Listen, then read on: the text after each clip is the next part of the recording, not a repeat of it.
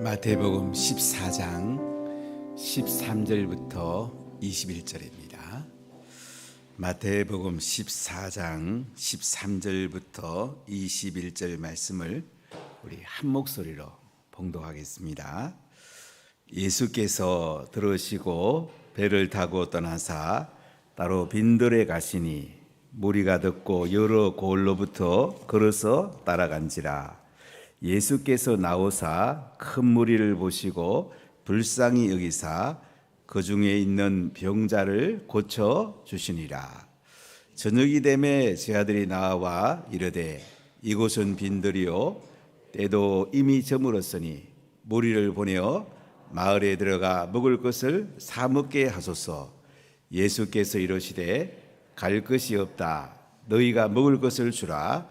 제 아들이 이르되 여기 우리에게 있는 것은 떡 5개와 물고기 2마리 뿐이니이다. 이르시되 그것을 내게 가져오라 하시고 무리를 명하여 잔디 위에 앉히시고 떡 5개와 물고기 2마리를 가지사 하늘을 우러러 축사하시고 떡을 떼어 제 아들에게 주시매 제 아들이 무리에게 주니 다 배불리 먹고 남은 조각을 12바구니에 차게 거두었으며 먹은 것은 여자와 어린이 외에 5,000명이나 되었더라. 아멘. 지금 우리가 전쟁을 하고 있습니다. 여러분, 전쟁터에 서 있다면 어떻게 하시겠습니까? 살아야 되고 적을 쳐 부숴야 됩니다.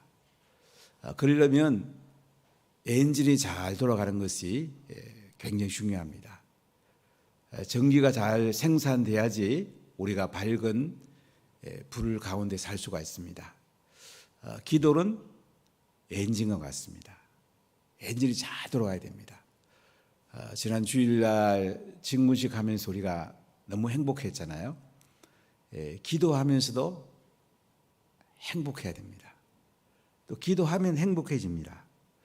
처음에 시동 걸 때가 쉽지는 않습니다. 제가 시골에 사역할 때 오토바이를 좀 타고 다녔는데 그 당시 이제 발로 밟아야지 오토바이가 이제 가고, 아주 옛날에는 차를 앞에서 이렇게 돌려야지 이렇게 차가 갔습니다.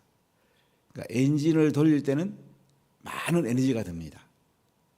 사람이 자기 습관을 바꾸려면 많은 에너지가 듭니다. 그래도 우리가 하늘 잔치를 하려면 엔진을 잘 돌리고 첫 에너지를 잘 사용해야 됩니다. 기도하면 하나님이 일하시기 때문에 우리가 마을별로 기도하는 거, 교육부서별로 기도하는 거 너무너무 중요합니다. 오늘 한번 마을별로 한번 손들어서 한 표를 해보겠습니다. 아카페 마을 한번 손들어. 아카페 마을, 예, 감사합니다. 더보나 마을, 예, 감사합니다. 소망 마을, 예, 감사합니다. 에스더 마을, 예, 감사합니다. 우암 한나 모세 마을, 예, 감사합니다. 베델 마을, 예, 감사합니다. 로덴 마을, 예, 감사합니다. 유아유치부, 예, 감사. 어린이도 손 들어야 됩니다. 손 못 들게 하지 마요. 예, 감사합니다. 초등부, 예, 감사합니다. 청소년부, 예, 감사합니다. 대학 청년부, 예, 감사합니다. 교육자님 쭉 힘내세요. 오늘 방문하고 격려하고, 우리가 마을장도 힘내시고 셀리도 마찬가지. 같이 기도하는 것이 굉장히 중요합니다. 이 에너지가 돼야지 복음이 전도됩니다. 그냥 잠깐 나와서 우리가 기도한다 이게 아니고 우리가 엔진을 만들어야 돼. 오늘 말씀은 하늘잔치가 펼쳐지잖아요. 하늘잔치가 밝아야 안 되겠습니까? 불이 들어와야죠. 환한 가운데 하늘잔치 할 때 얼마나 기쁘고 얼마나 행복하겠습니까? 근데 불이 없으면 잔치 해봐도 상당히 어두운 가운데 해보면 좀 여러 가지가 좀 힘들 수가 있습니다. 제가 어릴 때는 등불을 켜놓고 이렇게 공부를 했고 저녁을 이렇게 보냈습니다. 그 호롱불이라고 혹시 아십니까? 석유 심지에다가 이렇게 성냥불 가지고 불 켜가지고 이렇게 하는. 그걸로 이렇게 공부하다가요 제사 때가 되면 촛불을 켰습니다. 아 정말 밝대요. 제가 중학교 때 대전 가서 형광등불을 처음 봤어요. 야 이렇게 밝을 수가 있는지요. 정말 밝더라고요. 그러나 형광등불보다도 밖에 나면 태양빛 얼마나 밝습니까? 우리는 해보다 더 밝은 영원한 하나님 나라에서 예수님과 함께 영원히 살 것입니다. 할렐루야. 오늘 예수님께서는 빈돌에서 잔치를 베풉니다. 오병이어의 기적을 베풉니다. 예수님께서는 병든 자도 치료하시고 먹을 것도 풍성하게 주시는 것을 보게 됩니다. 어제 아침에 세례요한이 정의를 외치다가 하나님 나라 의를 외치다가 헤롯 안티파스에 의해서 목이 소반에 들려가지고 살로메에게 전달되고 세례요한이 순교하는 장면의 그 소식이 이제 예수님이 놀라운 능력을 행하니까 이 세례요한이 다시 살아난 거 아니냐 이런 얘기를 나누었습니다. 우리에게 순교자의 영성, 세례요한 같은 긴박감, 한 영혼을 살리고자 하는 뜨거운 마음 이게 중요합니다. 2000년 전에 십자가에 죽으시고 부활한 예수님의 그 피 묻은 복음이요 우리에게 전달되는 데는 수많은 사람들의 피를 흘렸습니다. 그냥 전달된 게 아닙니다. 수많은 사람이 하나님 앞에 눈물로 피 맺힌 기도를 통해서 우리에게 복음이 온 것입니다. 복음은 그냥 들어온 게 아니에요. 우리도 이것을 다음 세대에 전달해야 되겠습니까? 우리가 정말로 하나님 앞에 뜨거운 가슴을 끌어안고 그 예수님의 피 묻은 복음을 후대에 전달할 때에 소망이 있습니다. 안 그러면 대한민국은 위태롭습니다. 아기도 안 낳지요. 세상의 가치에 안주하지요. 교회가 무너지면 대한민국 끝입니다. 기도하지 않으면 대한민국 끝납니다. 복음 전하지 않으면 대한민국 끝나요. 대한민국 이만큼 이렇게 온 것은 기도하는 교회가 있기 때문에 피 묻은 복음을 전하는 교회가 있기 때문에 지금까지 온 거예요. 우리가 이것을 다음 세대에 바통을 잘 넘겨줘야 되지 않겠습니까? 아기를 많이 낳고 그들을 말씀 잘 전수하고 또 우리 주변 오이코스들에게 복음 전하고 말씀을 잘 전수해서 위대한 대한민국을 거룩한 한국 교회를 다음 세대의 바통을 잘 넘겨주는 것 이것이 우리가 해야 될 가장 중요한 일이 아니겠습니까? 오늘 예수님께서는 이 세례요한에 순교했던 이 헤롯 안티파스가 두려워하는 그 소식을 들으시고요. 배를 타고 가버나움에서 베세다 쪽으로 가시게 됩니다. 거기서 올라가면 빈들이 나옵니다. 가버나움의 동북쪽에 베세다가 있습니다. 한 베세다를 한번 가본 적이 있는데요. 지금 강가 이렇게 빈들로 되어 있습니다. 무리가 듣고 여러 골로부터 걸어가지고 예수님께로 옵니다. 해변가를 갈려호숫가를 지나면서 그들은 베세다로 따라가게 됩니다. 이때 예수님께서 나와갖고 큰 무리를 보시니까 불쌍히 계십니다. 그 중에 있는 병자들을 고쳐주십니다. 사랑하는 여러분, 예수님은요 불쌍히 계셨어요. 우리 이 마음이 필요합니다. 영혼에 대한 불쌍히 있는 마음이 필요해요. 우리가 먹을 거 없는 사람을 봐도 불쌍하잖아요. 힘든 사람을 봐도 우리가 조금 뒤에서 밀어주면 얼마나 힘을 내는지 몰라요. 영혼이 죽어 있는 사람, 하나님 관계가 끊어져 있는 사람, 이보다 더 불쌍한 사람 어디 있어요?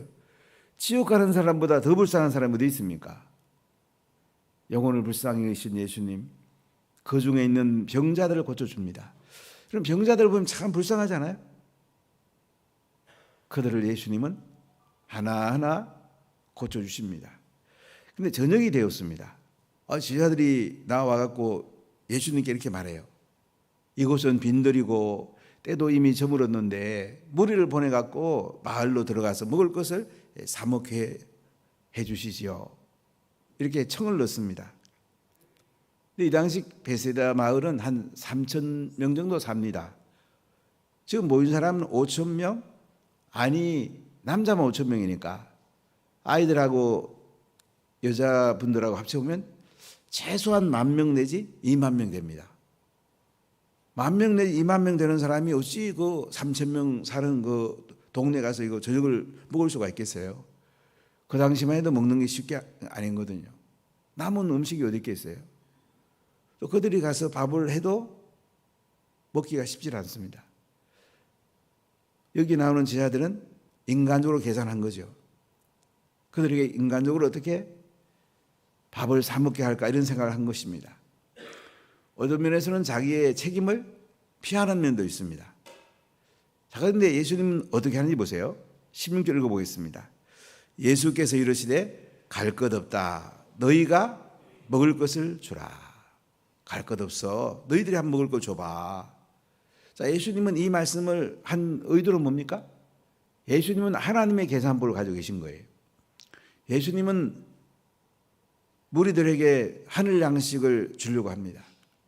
예수님의 관점은 하나님의 관점을 가지고 갈 것 없어. 너희들이 먹을 걸 줘봐.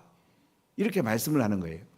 우리 인생을 인간적 방법, 인간적 계산으로 살아가는 사람이 있고요. 하늘 계산법 갖고 사는 사람들이 있어요.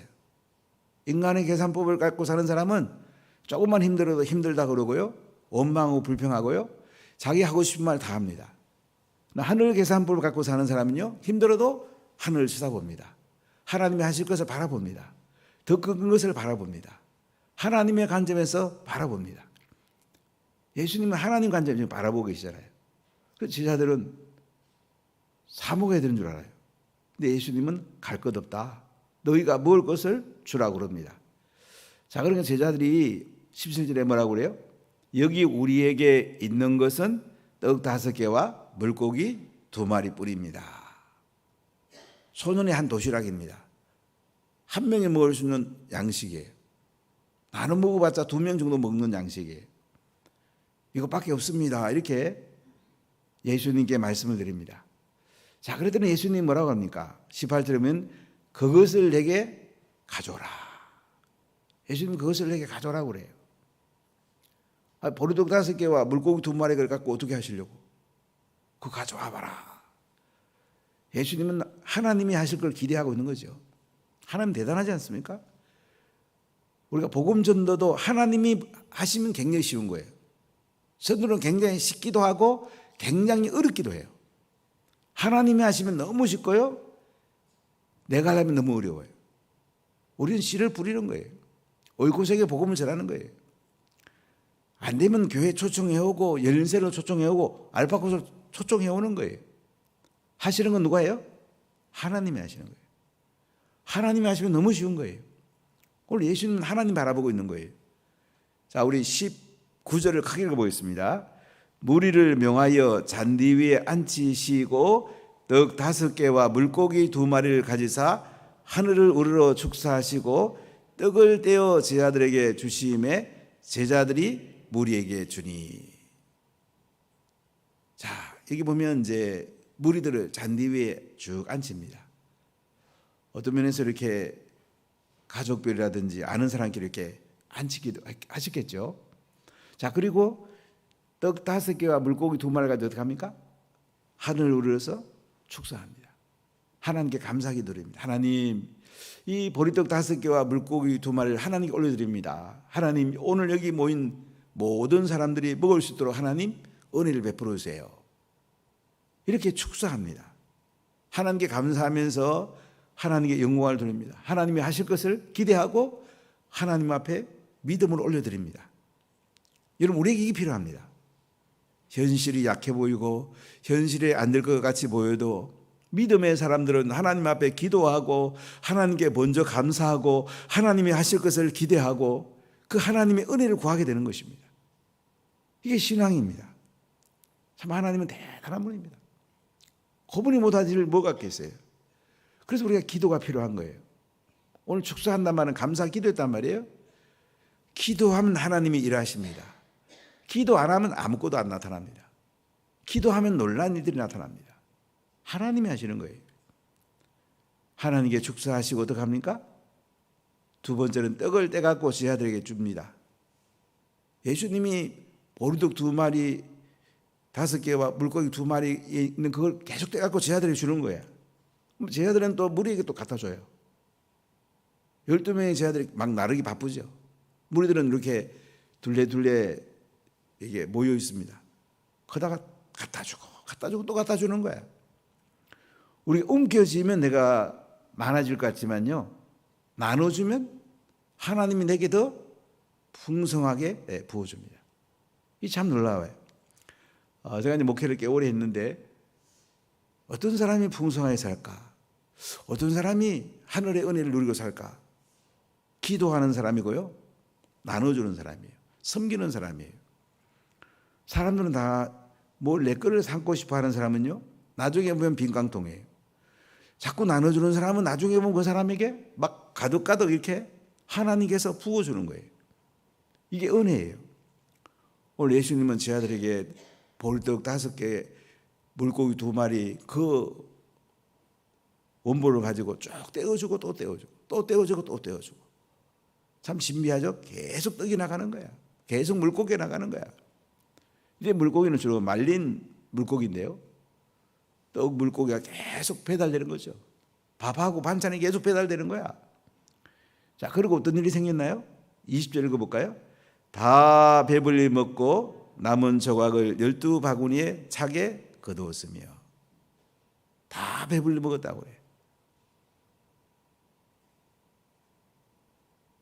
21절 읽어볼까요?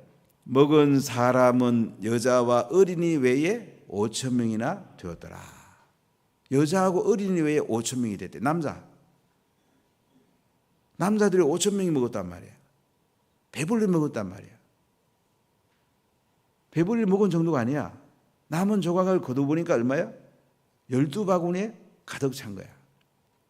아니, 보리떡 5개와 물고기 2마리 가지고 예수님이 하나님께 우러러 축사하고 그 다음에 제자들에게 떼어주면서 계속 갖다 주라고 그랬더니, 처음에 그 보리떡 5개와 물고기 2마리로 시작했는데 남은 건 뭐야? 12광주리가 남은 거야. 12바구니 남은 거야. 처음에 가진 것보다도 더 많은 게 남아있는 거야. 참 예수님 대단하지 않습니까? 저에게 반모피터 목사님이 오셔서 하늘나라 계산법 이런 기억나십니까? 하늘나라 계산법. 5 더하기 2, 보리떡 5개와 더하기 물고기 2마리, 이거로 5,000 더하기 12. 기억나세요? 하나님나라 계산법은요, 세상 계산법하고 비교가 안 되는 거야. 이 대단한 거죠. 많은 사람들은 땅의 계산법 가지고 허덕허덕 사는 사람들이 있습니다. 예수 믿어도 그렇게 사는 사람이 있습니다. 그러나 예수님을 정말로 우리가 하늘을 우러러서 신실하게 믿어보면요, 하늘 계산법 갖고 살 수 있는 거예요. 5 더하기 2 이꼬로 5,000 더하기 12. 우리 산수로 보면 엉터리라고 그럴 수 있어요. 그러나 이것이 작동이 되는 거예요. 예수님 이걸 작동할 수 있는 능력이 하나님이세요. 여러분 믿으십니까? 예수님이 하늘을 우러러서 축사했다는 거예요. 그리고 계속 제자들에게 주면서 나눠주는 걸 볼 수 있어요. 그리고 남은 것도 거둡니다. 어떤 사람은 예수님도 기적 행하면 되지, 그건 뭐 남은 것까지도 거두라고 그러시냐고. 그런데 예수님은 남은 거 다 거둬서 아끼시고 검소하게 하는 걸 볼 수가 있습니다. 참 예수님 대단한 분이죠. 바로 이 오병이어의 기적은요, 베스다 광야 빈들에서 일어났는데, 이것은 종말에 예수님께서 오셔서 하늘 잔치를 불릴 것을 보여주는 겁니다.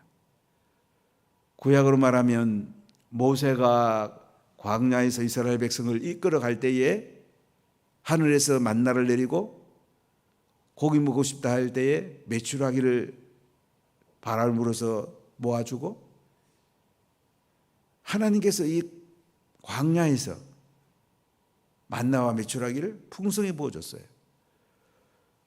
엘리사는 사렙다 가부 집에 가니까 가루 한 움큼하고 기름 조금 하고 있는데 흉년에 그거 먹고 죽으려고 그러는데 엘리사가 어떡합니까? 엘리야가 사렙다 가고 그거 달라고 그래. 아이 하고 먹고 죽으려고 하는데 그런데 엘리야에게 사렙다 가부는 드립니다. 그랬더니 어떻게 해요? 밀가루통에 밀가루가 말하지 않고 기름통에 기름이 말하지 않는 하나님 그 기적을 행하십니다. 열왕기하 3장에 보면 엘리사가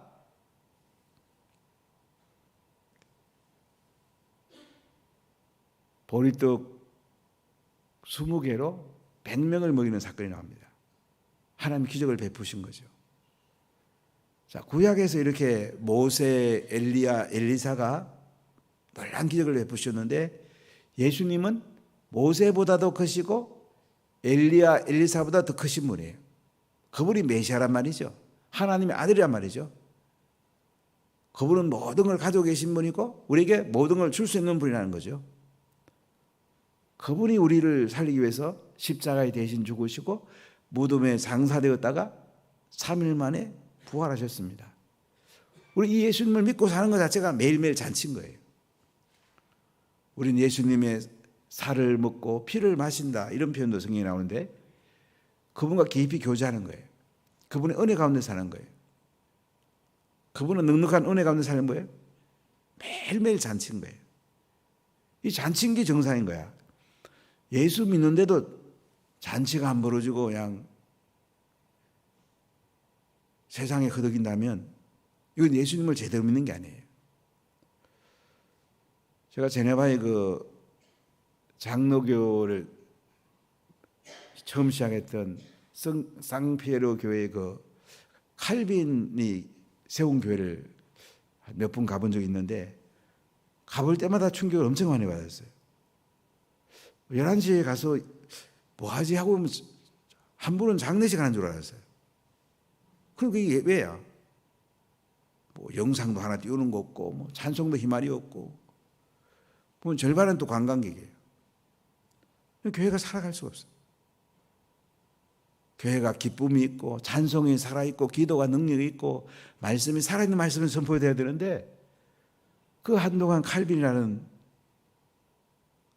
참으로 참 기독교 강연을 쓴 장로계에서는 가장 중요한 사람이죠. 또 그분이 세운 교회가 지금 거의 다 무너져 버렸어요. 기도 안 하면 교회는 존재할 수가 없습니다. 십자가에 죽으시고 부활하신 복음이 명확하지 않으면 교회가 존재할 수 없어요. 전도하지 않으면 교회는 존재할 수가 없어요. 피 묻은 교회를 잘 세워야 돼. 우리 다음 세대가 살고요. 또 가정이 삽니다. 우리 남을 살리다가 내가 사는 거예요. 중보기도하다 내가 살고 복음 전하다 내가 살고 말씀 가르치고 제자 삼다가 내가 살고 나눠주다가 내가 사는 거예요. 이게 성경원리란 말이죠. 예수님이 재림하시면 천국 잔치가 벌어질 것입니다. 하늘 잔치가 우리 가운데 오게 될 것입니다. 이 땅의 삶은 하늘 잔치를 우리가 얼마나 많이 누릴 수 있느냐, 이게 행복이에요. 행복이라는 땅의 것을 많이 가지고 땅의 것을 어떻게 움직이는 게 행복의 핵심이 아니고 하늘 잔치 가운데 얼마나 많이 누리는가, 우리가 하늘 잔치 가운데 얼마나 그 하늘의 영광을 누리는가, 이게 행복의 핵심이에요. 우린 땅의 행복을 넘어 하늘의 행복을 살아가는 사람이에요. 오늘 하늘 잔치에 5,000명, 안전을 보태면 2만 명 가까운 사람이 먹고도 남습니다. 우리가 하늘 잔치에 많은 사람들을 초대해야 되지 않겠습니까? 아쉽게 이번에 바라나시에 사역하는 아미트가 오지 못하는데 저는 그 중국만 참 감동받은 거예요. 목사님, 저는 12년 전에 한 가정이 시작했습니다. 계속 복음 전하고 기도하고 제가 세웠더니 지금은 1200 가정교회, 5,000 가족, 한 2만 내지 3만 명이 모이는 교회가 되었습니다. 저는 굉장히 감동을 많이 받았어요. 야, 한 가정이 하나님께 올려드렸더니 하나님이 일하신 거예요. 하나님이 하신 거란 말이죠. 그리고 얼마나 그 속에 감사했는지요. 우리가 이런 하나님의 은혜를 경험해야 되겠습니까? 데비다스가 잘 비행기를 타야 될 텐데, 인도에서 오는 게 정말 또 이렇게 어려운 건 처음 봤네요. 좀 조금 인도에서 이 비자 주고 이렇게 밖에 나가는 굉장히 지금 한국 대사관에서 많이 통제한다는 얘기를 들었는데, 살아와야 될 텐데 기도해 주시고요. 이 하늘 잔치를 한번 이번에 누려봅시다. 아멘. 전쟁에 이겨야 하늘 잔치가 벌어집니다. 전쟁에 패하면요, 하늘 잔치가 벌어질 수가 없어요. 전쟁 이겨야 안 되겠습니까? 오늘 수요일은 오이코스 중심 전도에 대한 얘기를 나눌 건데, 오이코스를 잘 여러분 씨름하고 기도하고 만나고 하다 보면요, 그 오이코스 주변에 또 오이코스들을 세빌렸고요. 복음 전하는 게 어렵지 않아요. 밖에 나가서 해봐도 우리가 은혜를 받는데 또 그것도 우리가 필요하고요. 오이코스 중심으로 계속 복음을 전해보세요. 야, 하나님께서 하시는구나. 하늘 잔치가 불려지구나. 참 하나님 대단하시구나.